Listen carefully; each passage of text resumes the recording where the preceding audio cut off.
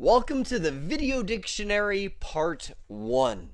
If you're like me and come from a Cisco background of IP addresses and computers and network switches and routers and subnets and all the different standards that we have for data transmission, and you are walking into this new video realm, you're about to get your world rocked. There's a whole new set of standards that we have to be familiar with as we deal with Cisco in the video world, right? So what we're going to do in this nugget is start off with the dictionary, going through what is video, how do we transmit video, what's the quality levels of video, and how do we handle shortcomings in a lot of the broadcast media of today. Well, the topic is video, so it just makes sense to start off with what it is, right? So video, no matter how fancy we get with our technology, is still just a steady stream of pictures fed through a projector. I know many of you have seen books like this or have books like this. As a child, I made books like that. It wasn't too long ago, my mom came and she's like, Jeremy, you remember these? And she gave me these little flip books that I made with a little staple. I would cut blank paper and make, like 100 pages where I'd have a little stick figure like walk across the page. And as I'm flipping, like terrible things are happening until his arms are getting torn off. He gets squished by a foot.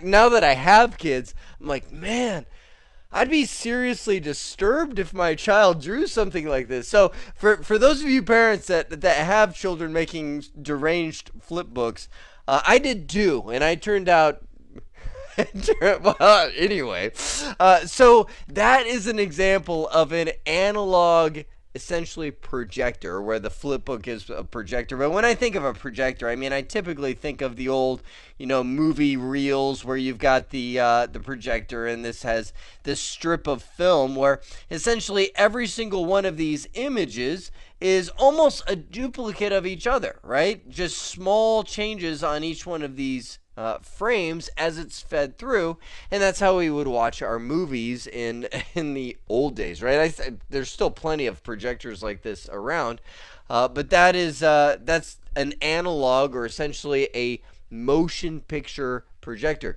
We nowadays, most of the time, will see digital projectors where we use a mathematical representation of images. See, in the analog days, every single one of these needed a full frame. Like, let's just say you've got this guy. When you flip the page, what do you see? You see essentially the same thing, the same background, the same landscape, the guy's wearing, the same coat, and maybe the next page is, I don't know what he's doing to his dog, swinging him around or something. So maybe the next one is the dog's like, a half an inch higher or something, and as you flip it, so essentially it all remains the same. Well, digital gets a lot more efficient because instead of having the full image have to redraw, there's a better way to say it. Instead of requiring us to redraw the whole image every single frame, using binary or zeros and ones, we can just send the changes. So we become a lot more efficient. So instead of reprojecting this entire picture, or nowadays we're talking about bandwidth and efficiency and so on, essentially we don't have to resend all of this stuff. If I could carve it all out, none of that changes. All that happened is the dog moves up a quarter inch or a half inch in the next frame. So we just send the changes that occurred through this mathematical representation and become a lot more efficient, right? The quality of video is dictated heavily by the frame rate. Roughly 15 frames per second provides natural video. Now, that when I say natural, again, by today's standards, people would say, wow, that's kind of jitter. Matter of fact, I mean, you might just go to YouTube and type in 15 frames per second example. I did that just now and saw somebody advertising a security camera where they showed these guys like coming in and taking stuff out of their backyard or something. And it was 15 frames per second. And just watching, I'm like, yeah, not too bad. But you could definitely tell, if I were to pause the video and go in slow motion, it would be just like this flip book. You could kind of see like, okay, there's little gaps between them, where nowadays our television and cinema uses about 24, 25, and 30. Did I say FTP? Goodness, I'm thinking data. Frames per second for some natural video. That again, it's very difficult to see it. Now, if you really want to see the effect of frames per second, watch something in slow motion. Again, the ultimate slow motion, open a video editing program on your computer and literally have it go frame by frame. You can use the arrow key on your keyboard, right? And watch it go frame by frame. And you'll be able to see just how much change is impacted. So if you think about, 30 pictures per second, it's like, that's a lot. That's a lot. I mean, so that should give you some pretty smooth video. So I've now given you the secret to high quality video. Just send a whole bunch of frames per second and you're done. Right? Simple. Well, obviously it's not that simple. First off, so much to talk about on this slide. I'm going to explode with information, so I apologize already for my scatteredness. Think about it historically speaking. Video is almost 100 years old. 1930s is when we're talking, when the first video streams were introduced, right? So we're not in an era where we had the stable networks of today or the bandwidth values of today. And even in some areas of the world, we're still developing in kind of the 1930s level of technology.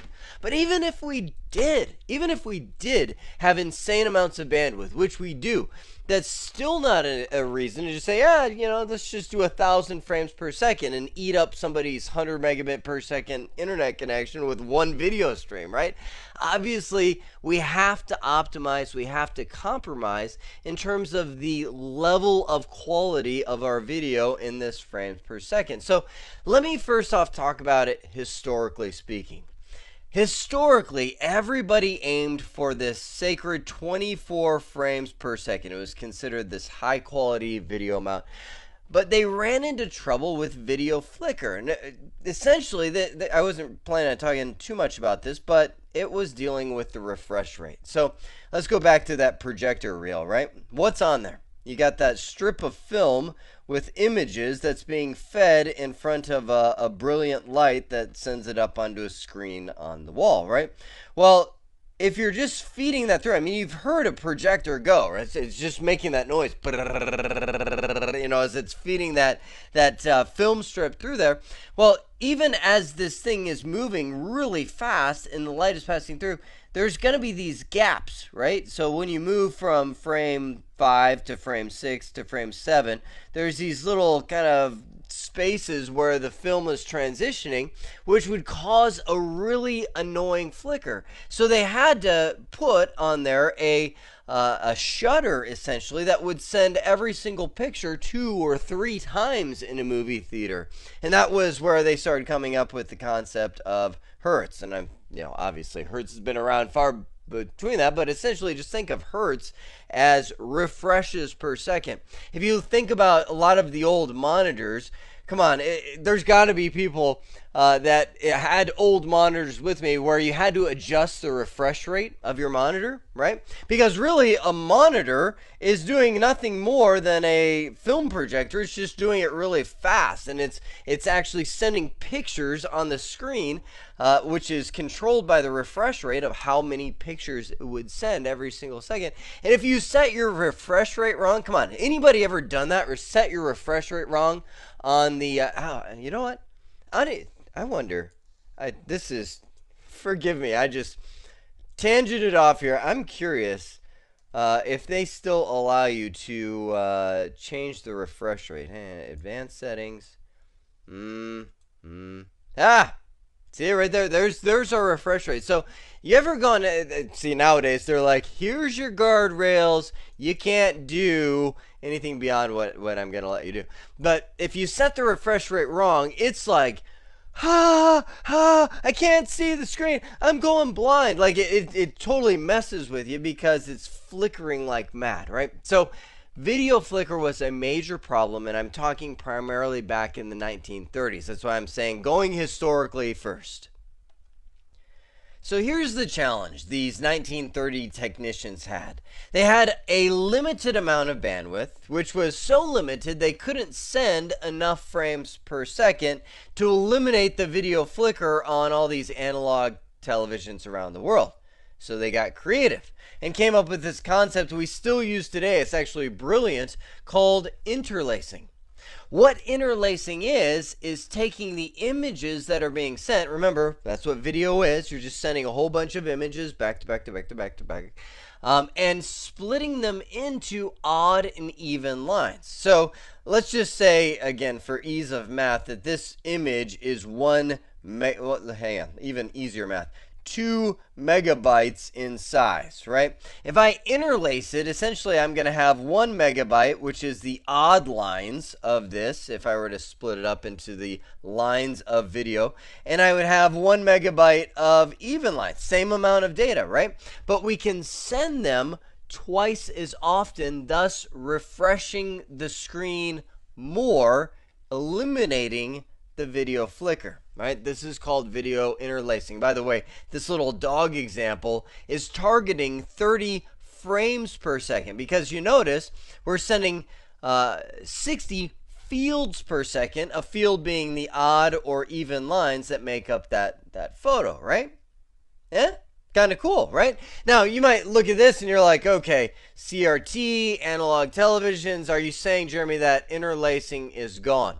No, I am not. Interlacing is still used all over the place in the high-end video equipment. Now, low-end, like if you grab your iPhone or Android and start recording a movie with that, it's going to be using progressive recording. But high-end equipment that's used in broadcasting typically still uses interlacing. Matter of fact, you can see right here, notation of interlacing, 50i, that's by the way 50 fields per second is what it's really talking about, equals about 25 frames per second. I shouldn't even say about. It is 25 frames per second, but there's still a standard that we're using all over the place today. Anyone heard of 1080i? That is an interlaced video format, right? Just little known fact, the broadcasting world, like you got your bunny ears on your television at home, right? There is about 19 megabits per second of bandwidth available to that broadcasting network, which is enough to send 1080i video, right? But it's not enough bandwidth to send 1080p, P being progressive. So think of interlacing and progressive video, if you want to compare this, as like IPv4 and IPv6, right? The road is clear. We are all moving to TCP/IP version 6 to overcome the IP address shortage of the world today, but it's going to be a while before we get there because of all the different legacy devices that exist. Interlacing is still being used all over the place, and it's going to be a while before we get there, but we will be getting to the point of getting to progressive video. As a matter of fact, most video cameras that will record in interlaced mode will always have a de-interlace function. If you take an interlaced video, upload it to YouTube, it's going to automatically de-interlace it for you, which what it does is essentially recombine all of these odd and even lines back into a single image again, so it becomes a progressive format. And progressive is literally just sending the frames. This is going back to our camera reel, right, where we're sending the frame that needs to be transmitted 30 lines sequentially. We're not dividing it between odd and even, so that requires more bandwidth. Now I know you're kind of like, whoa, wait a sec. I thought you said no bandwidth increase. Well, what I'm talking about is if we go for 60i and 60p, we're talking two different worlds, right? 60i is really 30 frames per second. That is, or you can think of it as 30p, 30 frames per second that is being sent. But 60p is really 60 frames per second. That's a direct equivalent to what that is. So progressive is sending the whole frame, so it does take more bandwidth than interlacing, but doesn't require a lot of the anti-aliasing functions. Okay, I know you're like, Dude, you're blowing my head up on this slide. What on earth is anti-aliasing? Well, look at the dog, right? What's wrong with the dog in the picture? Well, there's all these little white lines going through it, right? Because on high definition or very high resolution screens, essentially you're able to see that we've got these two odd and even lines being sent at slightly different times. So we had to essentially lower the quality. You could translate anti-aliasing to say blur the image, right? We had to blur the image when we were interlacing a little bit so that we wouldn't see this mismatch of lines going through it, which affects our precious high def displays, right? And that's why progressive is the way that we're going to end up going. You now understand the core of video transmission with frames per second, interlacing, and progressive video formats, but you want to jump into Video Dictionary Part 2 to fill in the rest of the story. For now, I hope this has been informative for you, and I'd like to thank you for viewing.